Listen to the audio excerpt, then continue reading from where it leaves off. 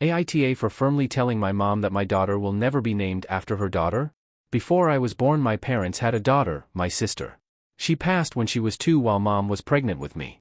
Ever since the passing, my mom has been stuck in grief and has been unable to move on in a healthy way. My dad bailed when I was a baby, and the relationship with my mom was rough. Growing up, I heard all about the sister who passed before I was born.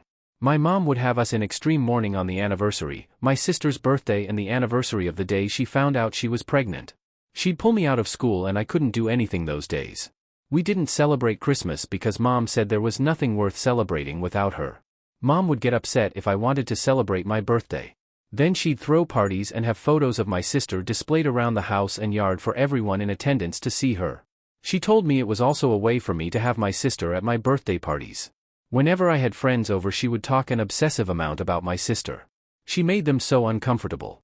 I started dating my wife as a teenager. I did my best to keep her away from mom. The first time they met, mom talked about my sister the whole time, showed off her baby pictures and home movies of her, and spoke nothing about me. My wife asked what I was like as a baby and asked to see photos of me, but mom couldn't stop talking about her most precious little girl. When I moved out of my mom's house, our relationship strained more because I refused to stop my life on those 3 days anymore, and I also started to celebrate Christmas. Mom was so mad. She yelled at me down the phone that I was a monster and how could I care so little about my sister being passed.